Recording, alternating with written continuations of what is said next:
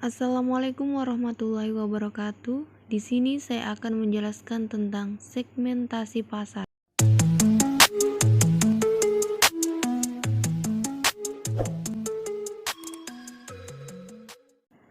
Segmentasi pasar.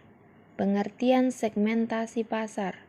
Segmentasi pasar adalah strategi perusahaan untuk mengetahui target konsumen dengan lebih baik, sehingga bisnis yang dijalankan dapat membawa hasil yang optimal. Menurut Basu Swasta Dramesta dan T. Hani Handoko pada tahun 2013 mengatakan, segmentasi pasar adalah membagi pasar menjadi suatu segmen-segmen sasaran penjualan tertentu yang akan dicapai dengan menggunakan marketing mix. Sedangkan menurut Kotler dan Armstrong, segmentasi pasar adalah pembagian sebuah pasar menjadi suatu kelompok pembeli yang berbeda. Tujuannya untuk membentuk kelompok pasar yang homogen sehingga di dalam pasar tersebut dapat ditargetkan untuk memasarkan sebuah produk tertentu sesuai dengan kebutuhan, keinginan, dan karakteristik pembeli. Jenis segmentasi pasar.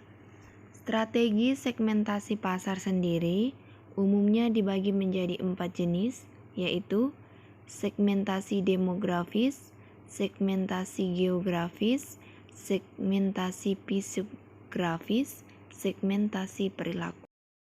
Dasar segmentasi pasar. Menentukan calon konsumen dalam segmentasi pasar memerlukan pertimbangan dan penilaian tertentu. Ada beberapa syarat yang mendasari konsumen itu agar masuk ke dalam pasar yang dituju perusahaan. Beberapa dasar segmentasi pasar diantaranya yaitu: yang pertama, target pasar bisa diukur, misalnya dari segi jumlah atau usia. Yang kedua, bisa diakses. Yang ketiga, skala target pasar cukup besar. Yang keempat, bisa dibedakan. Kelima, pasar yang dituju bisa memberi keuntungan untuk perusahaan.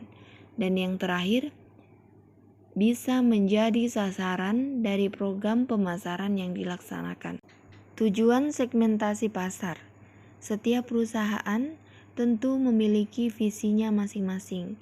Visi tersebut akan berpengaruh juga terhadap tujuan segmentasi pasar yang direncanakan. Tujuan segmentasi pasar berikut. Sasaran pasar lebih jelas.